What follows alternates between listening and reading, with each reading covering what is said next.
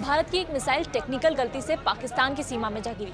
राहत की बात यह रही कि इस मिसाइल में कोई विस्फोटक नहीं था, जिससे कोई बड़ा विवाद पैदा नहीं हुआ। लेकिन क्या होता अगर ऐसी घटना दो परमाणु महाशक्तियों के बीच होती? शायद सिर्फ युद्ध और तबाही। लेकिन इतिहास के पन्ने एक ऐसी ही घटना की बानगी देते हैं। क्या हुआ, किन देशों के बीच हुआ, सब जानिए आज के एक्सप्लेनर में। बात उस समय की है जब सोवियत रूस और अमेरिका के बीच कोल्ड वॉर चल रहा था। सोवियत सेना ने एक यात्री विमान को अमेरिकी खुफिया विमान समझकर मार गिराया।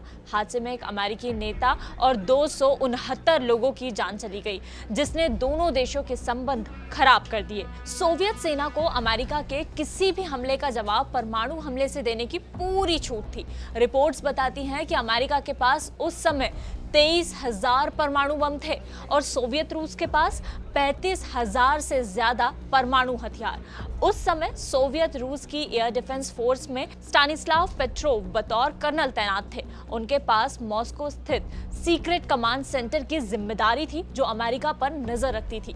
26 सितंबर 1983 को कर्नल पेट्रोव की शिफ्ट समाप्त होने वाली थी कि एक सायरन बजने लगा।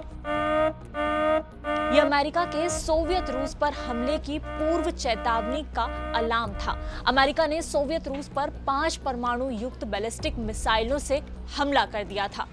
अमेरिकी मिसाइलें सिर्फ 20 मिनट में ही मॉस्को तक पहुंच सकती थी और सोवियत रूस के लिए यह खतरनाक लम्हा था। सायरन लगातार बज रहा था और स्क्रीन पर बड़े बड़े लाल अक्षरों में लिखा लॉन्च अमेरिका पर परमाणु हमले करने का निर्देश दे रहा था। प्रोटोकॉल के हिसाब से पेट्रोव को इसकी सूचना तुरंत अपने कमांडर को देनी थी। इसके बाद सोवियत रूस भी एक के बाद एक अमेरिका पर परमाणु मिसाइल लॉन्च करता और अमेरिका द्वारा जवाबी कार्रवाई करने पर दुनिया को 2 परमाणु शक्तियों के महायुद्ध में फंसकर समाप्त होना देख सकते थे हम। पेट्रोव ने इस घटना के बाद अपने कई इंटरव्यू में बताया था कि उस आपात स्थिति में एक्शन के लिए उनके पास कुछ ही क्षण थे। उन्हें फोन करके तुरंत अपने सीनियर को इस बात के बारे में बताना था, पर उन्हें कुछ गड़बड़ लगी।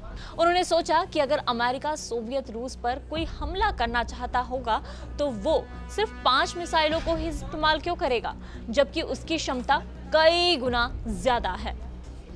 पेट्रोव को पता था कि हमले को डिटेक्ट करने के लिए लगाया गया सिस्टम नया था और पूरी तरह भरोसे के काबिल भी नहीं था। ऐसे में उन्होंने अलार्म की जानकारी अपने कमांडर की बजाय एक अन्य सीनियर अधिकारी को दी और कहा कि अलार्म में कोई टेक्निकल खराबी है। इसके बाद उन्होंने लगभग आधे घंटे तक इंतजार किया और जब किसी वास्तविक हमले की खबर नहीं आई तो राहत की सांस ली।